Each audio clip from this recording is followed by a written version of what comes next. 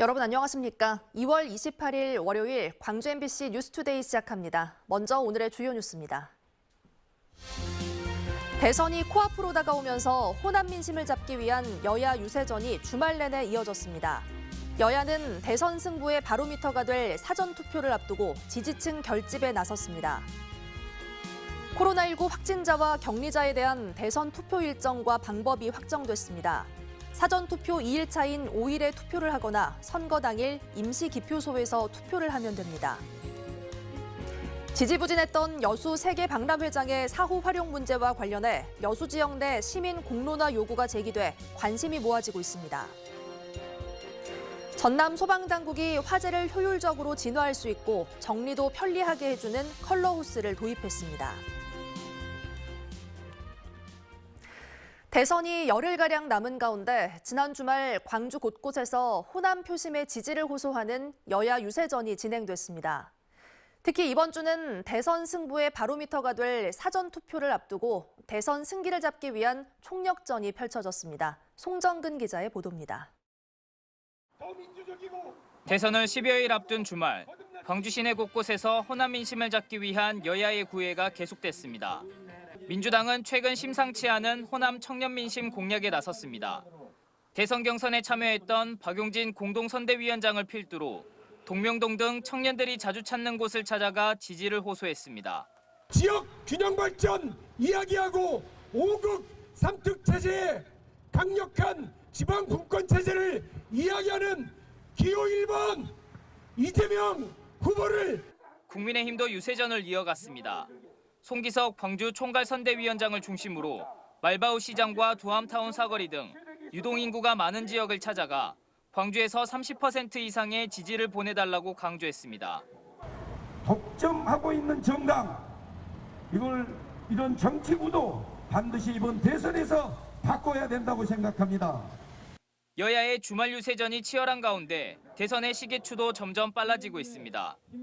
이번 주 금요일부터 이틀 동안 사전투표가 진행되는데 각종 여론조사에서 여야가 오차범인의 접전을 벌이고 있는 만큼 지지층 결집에 사활을 걸 것으로 예상되고 있습니다. 사전투표가 대선 승부를 앞두고 민심 바로미터가 된다는 점 때문입니다. 또 다음 달 3일부터 유권자들은 여론조사 결과를 볼 수 없게 됩니다. 공직선거법상 선거 6일 전부터 투표가 끝날 때까지 여론조사 결과를 공표하거나 보도할 수 없기 때문입니다. 불공정하거나 부정확한 여론조사가 유권자 판단에 영향을 미칠 가능성을 줄이기 위한 조치입니다. 10여일 앞으로 다가온 대선, 그 어느 때보다 여야 두 후보의 치열한 경쟁이 계속되고 있는 상황에서 호남 민심이 대선의 변수로 떠오른 만큼 여야의 호남 구애는 마지막까지 이어질 것으로 보입니다. MBC 뉴스 송정근입니다. 안철수 국민의당 대선 후보가 어제 대선 후보 등록 이후 처음으로 호남 유세에 나섰습니다. 안 후보는 김대중 노벨평화상 기념관을 방문한 뒤 목포역 광장 유세에서 고 김대중 전 대통령은 국민 통합과 국가개혁, 글로벌 대통령이었다며 DJ의 뜻을 이어받아 4차 산업과 과학기술을 통해 20년 미래 먹거리 산업과 청년 일자리를 만들겠다고 공약했습니다. 또 혼자서라도 국민 통합과 개혁, 글로벌 대한민국을 꼭 만들겠다며 호남 유권자의 큰 지지를 호소했습니다. 안철수 후보는 오후에는 순천과 여수, 광주에서 호남 유세 일정을 이어갔습니다. 날씨도 봄을 맞이할 준비를 하는 듯 날이 한결 포근해졌습니다. 아직 아침 기온은 살짝 영하권에서 출발하지만요. 한낮 기온 16도 안팎까지 오르면서 어제보다도 3, 4도가량 높은 기온 예상되고요. 낮 동안에는 한결 따뜻하게 느껴지겠습니다. 환절기라 일교차는 크게 벌어집니다. 면역력에는 신경 잘 쓰셔야겠습니다. 하늘 모습 보시면 오늘 하늘은 맑게 드러난 상태고요. 공기도 깨끗하겠습니다. 하지만 오후부터는 구름의 양이 많아지겠고 날이 흐려지겠습니다.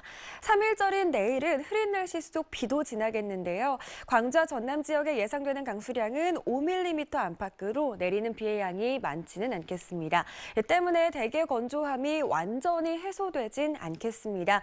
우리 지역에 내려진 건조특보 많이 축소된 상황이긴 하지만 여수와 순천, 광양에는 여전히 건조주의보가 발효 중입니다. 화재의 위험성이 크겠습니다. 날씨 정보였습니다. 올해는 여수 세계 박람회 개최 10주년이 되는 해입니다. 하지만 여전히 사후 활용 문제는 지지부진한데요. 최근 항만공사가 개발 주체가 되는데 반대하는 광양 지역과의 갈등이 어느 정도 봉합 국면에 접어들자 이번에는 여수 지역 내에서 시민 공론화 요구가 제기돼 새로운 변수가 될지 관심이 모아지고 있습니다. 최우식 기자의 보도입니다. 여수 세계박람회장 사후 활용과 관련해 현재 가장 유력하게 추진되는 방향은 여수광양 항만공사가 주도적으로 개발하는 방안입니다.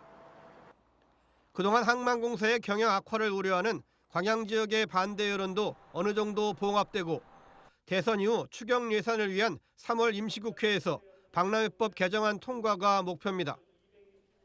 그런데 최근 여수 지역 내에서 시민 공론화 요구가 제기됐습니다.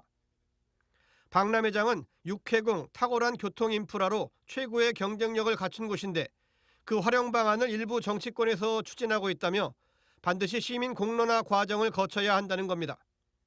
그리고 이를 위한 준비위원회도 출범시켰습니다. 짧은 기간 동안에 우선 공론화 과정을 거치고 그리고 그 결과에 따라서 정치권에서는 그 시민들의 의사를 존중을 해서 거기에 따라서 절차를 진행해야 된다. 이거죠. 가장 걱정이 되는 시 재정 부담은 대선과 관련해 말도 안 되는 공약이 전국적으로 쏟아지는 상황에서 충분한 명분이 있는 사안인 만큼 우선 대선 공약에 포함시켜 정치적 해결을 전제로 대안을 고민하자는 입장입니다. 그러나 이미 성사 단계에 와 있는 유력한 대안을 두고 또 다른 논란을 경계하는 목소리도 적지 않습니다. 또 지난 10년 동안 지역사회가 함께 고민해서 도출한 방안인데다 여수시가 맡기에는 역부족이라는 의견이 지배적입니다. 차선책이라고 생각을 합니다. 가장 좋은 방법은 여수시가 주도적으로 개발하는 것이 가장 좋은 방법이었는데 법적으로 행정적으로 큰 문제가 있는 겁니다. 여수시도 현재의 여건상 현실적으로 불가능하다는 입장입니다. 좋은 대안이라고도 이야기는 할 수 있지만 현실적으로 검토해 봤을 때는 이것은 거의 실현 가능성이 없는 그런 대안이다. 그렇게 결론을 내렸습니다. 올해는 여수 세계박람회 개최 10주년입니다.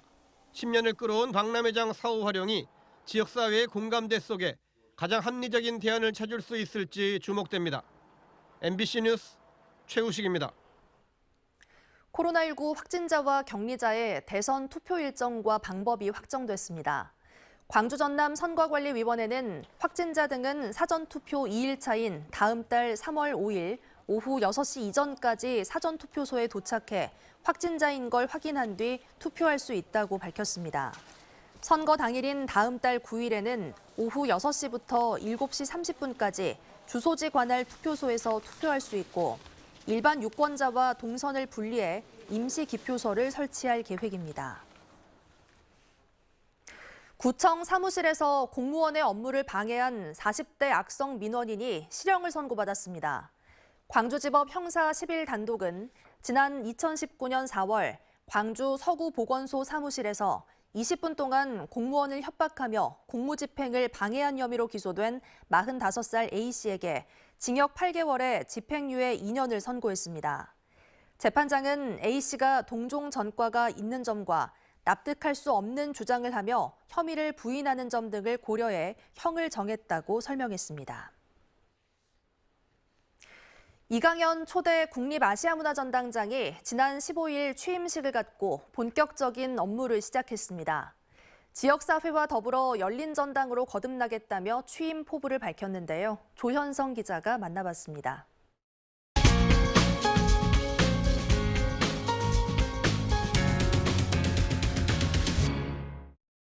네, 먼저 늦었지만 전당장 취임을 축하드립니다. 취임 전과 또 며칠 안 됐지만 현장에 와서 느끼신 점도 다를 것 같아요. 어떻습니까? 취임 때 아시아문화전당에 대한 나름의 공부를 한다고 했는데 막상 와서 이제 현지의 문화예술계 분들도 뵙고 직원들도 만나고 하고 나니까 정말 아시아문화전당이 굉장히 훌륭하고 큰 조직이고 또 출범한 지 6년이 되었지만 아직도 이 정체성을 향한 어떤 직원들의 노력은 계속되고 있는 것을 확인했습니다. 그래서 책임이 되게 막중하고 특히 지역 주민을 포함한 문화예술계의 기대가 아주 크고 높아서 어떻게 제가 거기에 잘 좀 부합할 수 있을까 고민이 많이 됩니다. 말씀하셨듯이 6년이 지났습니다. 그런데 아직 이게 우리 전당이라는 느낌을 지역민들이 사실 못 갖고 있거든요. 그런 부분에서 어떤 부분이 가장 좀 미흡했고 또 전당장으로서 정식 전당장으로서 가장 역점적으로 한번 해보고 싶은 것은 어떤 것이 있습니까? 특별히 또 아시아문화전당에서 그동안 했던 공연과 전시의 어떤 콘텐츠들이 상대적으로 의미 있고 좋은 내용이지만 조금 어려워서 공간도 되게 복잡하고 어려운데 전시와 공연의 내용들까지 어려우니 이 편하게 쉽게 찾아오시는 공간이 아니었던 것 같아요. 그래서 이제 그런 어떤 그간의 어떤 시행착오는 작년 말에 이 특별법의 통과로 전당과 아시아문화원이 합쳐지면서 조직이 이제 안정이 되었고 또 공무원 사회에서도 굉장히 이례적으로 125명이라고 하는 공무원이 전부 이렇게 통합된 조직 우산 아래 모여서 이제 제대로 한번 뛸 수 있거나 활동을 시작할 수 있는 그 기반은 마련된 것으로 생각하고요. 또 저희들이 6년간 해왔던 연구나 교류나 공연 전시의 이제 노하우들이 이제는 계속 학술적으로 열심히 준비해야 될 어떤 의미 있는 것과 또 시민 곁으로 먼저 찾아가서 시민들이 쉽게 자유롭게 편하게 즐길 수 있는 콘텐츠로 발굴하는 것을 이제 동시에 좀 이렇게 선보일 수 있는 시기가 오지 않았나 그런 생각입니다. 그래서 그 두 개를 잘 좀 양립을 하고 발전시켜서 더 시민들에게 사랑받고 더 정말 훌륭한 기관이 잘 만들어져서 이제 제대로 일을 하고 있구나 하는 그런 평가를 받고자 합니다. 네. 시임사에서 지역과 지역민에 대한 소통, 그다음에 친밀감을 이야기를 하셨어요. 굳이 그렇게 또 하신 이유가 있었습니까? 먼저 이 광주의 지역민들, 작게는 동구부터 광주시부터 또 전라남도의 우리 많은 문화예술을 사랑하시는 도민분까지 이 문화시설을 사랑하시고 자주 방문하시고 그로 말미암아서 이제 좋은 콘텐츠가 쌓이고 그야말로 전국에서 이 문화전당을 찾아오실 수 있는 그런 기관이 되도록 하고자 하는 게 이 아시아문화전당의 기본 설립 목표라는 생각을 했습니다. 그래서 먼저 시민들에게 사랑받고 또 아시아문화전당의 어떤 콘텐츠를 구성하시고 많이 조언을 주시는 현지의 문화예술계 인사들의 어떤 의견들을 잘 수렴해서 좀 더 열린 공간, 좀 더 개방적인 공간, 또 우리 광주의 문화예술 인사들과 함께 그 운영을 고민하고 함께 운영을 만들어 나가는 그런 공간으로 만들 생각이었고요. 그것을 제 취임사의 첫 줄에 담았습니다. 네. 코로나19 아무래도 이제 비대면의 사회가 되지 않습니까? 전당이 조금은 달라지거나 변화된 모습이 필요할 것 같습니다. 어떻게 그려가실 생각이십니까? 다행히 이제 우리 아시아문화전당이 갖고 있는 가장 큰 장점 중에 하나는 문화예술의 어떤 기반과 또 문화예술 기술을 그야말로 융복합 콘텐츠로 결합시켜서 그것을 시민과 소비자들에게 서비스할 수 있는 그런 역량들을 키워나가고 있고 그것들이 또 저희가 굉장히 중점을 주고 있는 이 아시아문화전당의 역할 중에 하나입니다. 그래서 어떤 비대면으로 제작되고 기획되는 문화예술의 콘텐츠를 또 비대면을 통해서 디지털로 온라인으로 더 시민들이 이렇게 향유하시고 누릴 수 있도록 저희가 계속 계획을 하고 있고요. 기존에 벌어졌던 모든 아날로그적 아니면 오프라인적 어떤 전시나 공연도 앞으로는 그것을 이 디지털화하고 그다음에 온라인으로 더 편하게 접근하시고 즐길 수 있도록 그런 모든 그 온라인 서비스를 강화하는 것을 최우선으로 지금 역점을 두어서 준비를 하고 있습니다. 네. 인터뷰 듣고 보니까 기대감이 더 커집니다. 예. 오늘 시간 내주셔서 고맙습니다. 네. 예, 귀한 시간 내주셔서 감사합니다. 대형 화재가 발생하면 수십 대의 소방차가 동시에 진화 작업에 투입되죠. 소방호스가 모두 같은 색깔이다 보니 구분이 어려워 진화 작업에 차질이 빚어지기도 하는데요. 이 같은 문제를 해결하기 위해 각기 다른 색의 소방호스가 일선 현장에 투입되고 있습니다. 양정은 기자가 취재했습니다. 지난해 5월 무안의 한 창고에서 대형 화재가 발생했습니다. 출동한 소방차는 11대, 진화하는 데만 1시간 가까이 걸렸습니다. 여러 대의 소방차에서 뻗어나온 소방호스 색깔이 모두 같다 보니 호스를 화재 현장으로 당길 때 혼선이 빚어지는 경우가 많습니다.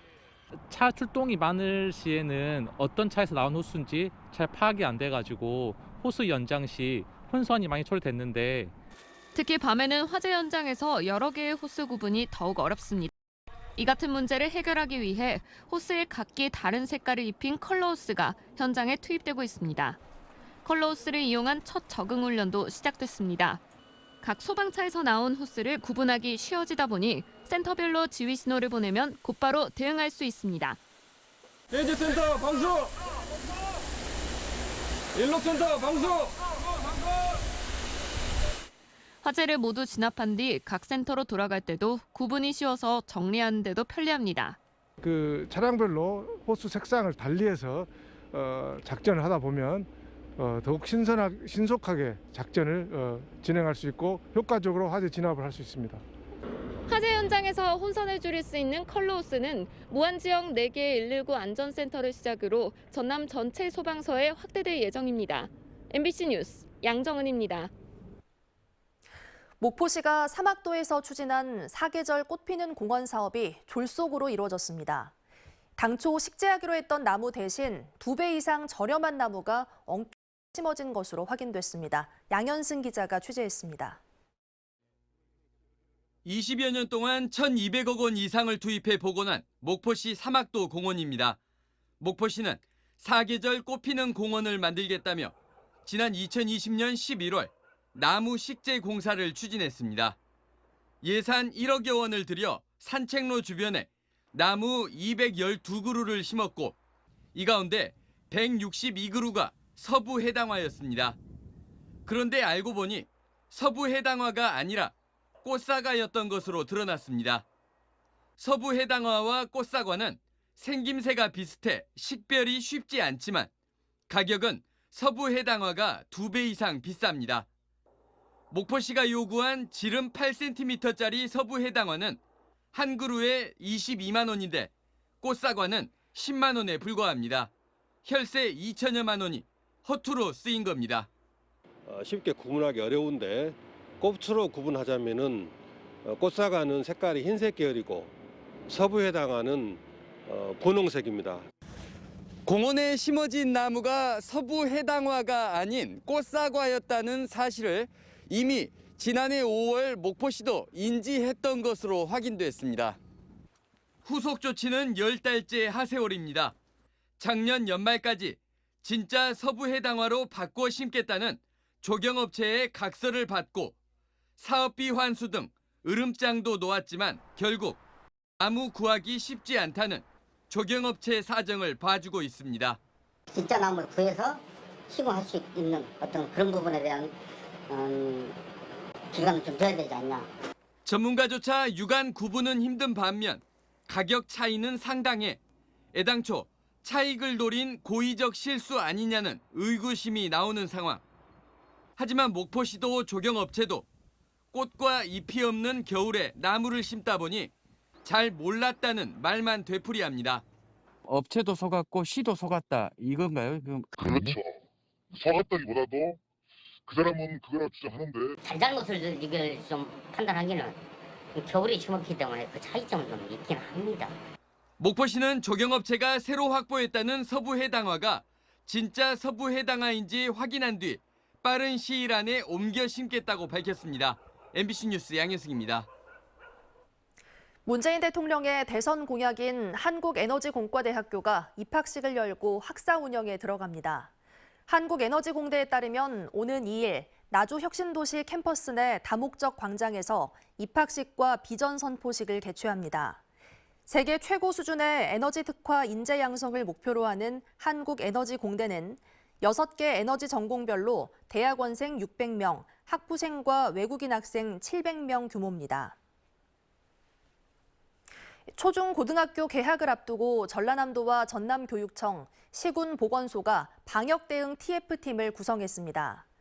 각 학교와 관련 유관기관 간 비상연락체계를 구축해 학교 내 확진자가 발생하면 재택치료를 받도록 유도하거나 소아 청소년 진료병원으로 안내하고 대규모 집단 감염이 발생하면 신속하게 역학조사에 나서기로 했습니다. 또 각 학교에 선제검사를 위한 신속 항원검사 키트를 배부하고 방호복도 구매해 각 학교에 전달할 계획입니다. 어느덧 봄이 다가오고 있습니다. 2월의 마지막 날인 오늘 기온은 더 오르겠습니다. 아침 기온은 아직 영하권에서 출발하지만 한낮 기온 16도 안팎까지 훌쩍 오르면서 어제보다 3, 4도가량 높은 기온 보이겠고요. 낮 동안에는 한결 포근하게 느껴지겠습니다. 환절기라 일교차는 크게 벌어집니다. 면역력에는 신경 잘 쓰셔야겠습니다. 하늘 모습 보시면 오늘 먼지 없이 깨끗한 하늘 드러나겠고요. 지금은 맑은 하늘 드러난 상태입니다. 하지만 오늘 오후부터는 구름의 양이 많아지겠고요. 날이 흐려지겠습니다. 3일절인 내일은 비 소식도 들어있는데요. 광주와 전남 지역에 예상되는 강수량은 5mm 안팎으로 많지는 않겠습니다. 때문에 대기의 건조함이 완전히 해소되긴 어렵겠습니다. 우리 지역에 내려진 건조특보 긴 했지만 여수와 순천, 광양에는 여전히 건조주의보가 발효 중입니다. 화재의 위험성이 크겠습니다. 전남 지역을 중심으로 더 추운 날씨가 이어지고 있습니다. 장성의 현재 기온 영하 4도 안팎, 담양 영하 5도 안팎 보이고 있고요. 한낮 기온 13도에서 16도 분포로 낮 동안에는 기온이 훌쩍 오르겠습니다. 목포와 완도의 현재 기온 0도 안팎으로 비교적 포근한 날씨 보이고 있습니다. 한낮 기온 무안 12도, 강진 15도 안팎 예상됩니다. 구리의 낮 기온 16도 안팎까지 오르면서 일교차가 매우 크겠습니다. 바다의 물결은 전해상에서 최고 1.5m로 일겠습니다. 당분간은 낮 기온이 크게 올랐다 다시 평년 수준을 되찾기를 반복하겠습니다. 기온 변동이 큰 시기인 만큼 기상정보 확인 꼼꼼히 하셔야겠습니다. 날씨 정보였습니다. 이상으로 뉴스 마칩니다. 시청해주신 여러분 고맙습니다.